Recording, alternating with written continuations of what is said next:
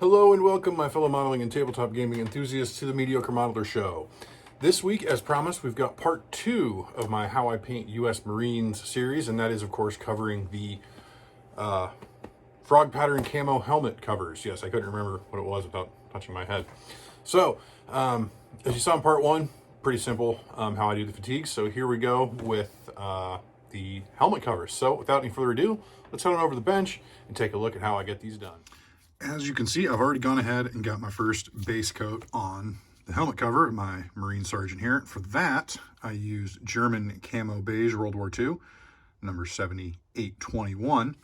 And we're going to use 3 colors to do this camo pattern. You can see I've got them out on my palette here already. So we're going to start with some Vallejo Game Color Charred Brown, number 72.045.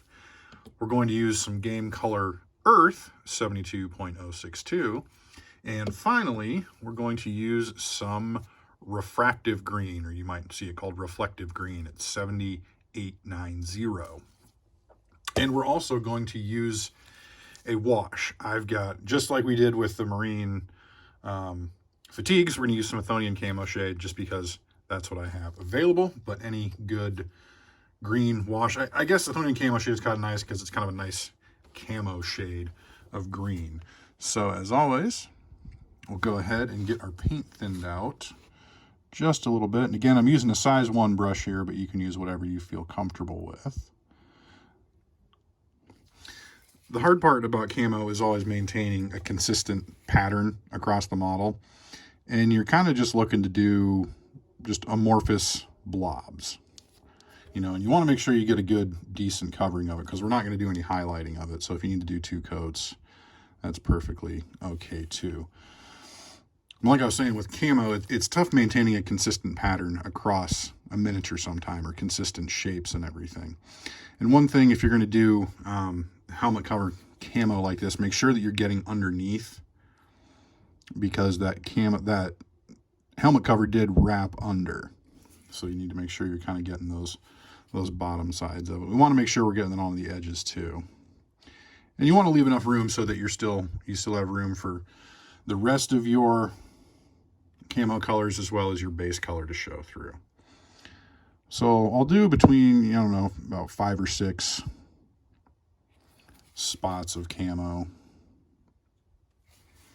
or of a particular color, and then move on to the next. In reality, they were probably separated. They were probably multiple sheets of fabric down the middle. I'm not as concerned with, making sure that I'm separating those as maybe I should be, but, that's just kind of how it is. And we'll just go ahead and cover that sort of retaining strap that goes across the front, because we'll paint that a different color later on. And then, of course, making sure we get underneath, being careful not to get any brown splotches on our skin tone there.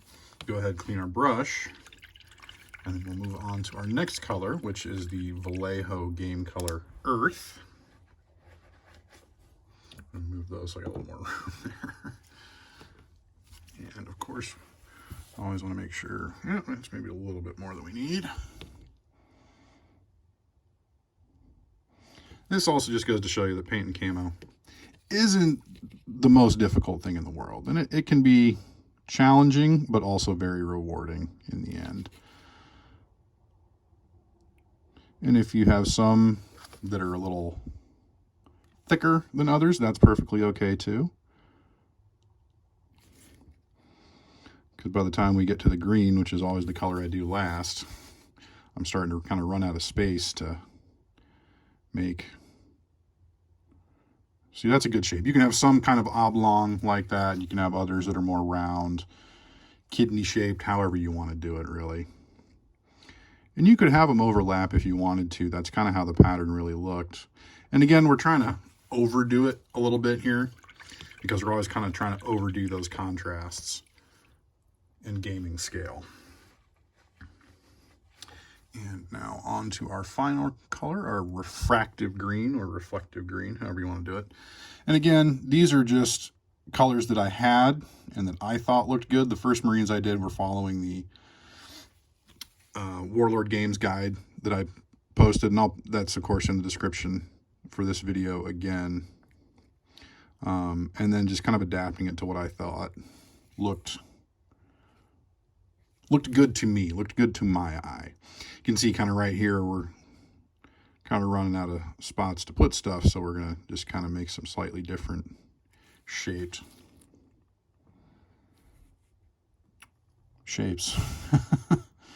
And it might be a little bit easier with a smaller brush too, but I'm working with what I got handy.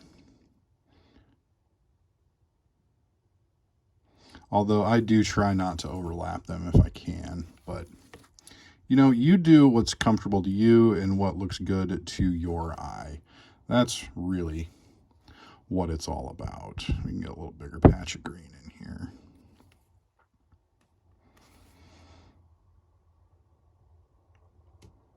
And of course, get underneath. You just want to make sure you don't have any sharp edges, really. Maybe his is a little more intense. See, yeah, that's a good, looking pretty good. And there's one more spot. I think we kind of do need a little bit of green just up here. So there we go. That is, it's as simple as that. As simple as doing that. And I'll show you here in a second before we apply our next coat what it'll look like when it's done, which is just a few short steps away. I just need to excuse me, I just need to let the paint dry, but that's what it's going to look like when we're done. And you can see my brown and my earth spots were definitely a lot more intense than the green ones. Definitely got more surface area. But that's where we're at now. Again, the density, yeah, that's the term I'm looking for, is the density is sometimes kind of hard to maintain. But with some practice, you know, it'll get there. You know, if you need to, just go in, do a few little touch-ups as needed. I mean, I think that's looking pretty good. So now I got to give it just a second or two longer to fully dry again. Luckily, we're working with acrylics, so it doesn't take much.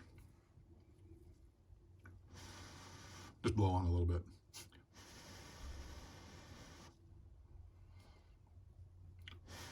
Okay, that's terrible viewing.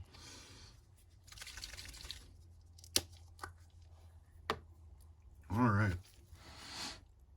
And we're just using our green wash straight from the pot here. We'll just hit that. No, we're in good shape there. And then just get all over. You know, obviously make sure it's not pooling in any areas, but you do kind of want it to get into those folds and some of those holes in the fabric.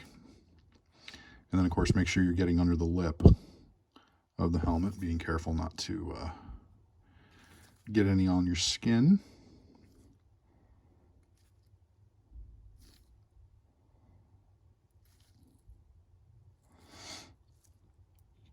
And there we go. There is our frog pattern helmet cover for our U.S. Marines. As you can see, that's really not too difficult. It's a lot easier than you might think, and it definitely adds a lot of visual interest on the tabletop. So with just a couple of colors, you know, you don't have to go out and use the same colors that I do. There's plenty of other similar proxies out there that you can use, but definitely give it a try, because it's really not that difficult, and it definitely adds a lot. You can get your devil dog looking real good on the table. So hope you folks enjoyed that. Thank you very much for watching. If you feel so inclined, please like, comment, and subscribe. And until next time, folks, may your paints be thin, your brushes be pointy, and your dice be hot.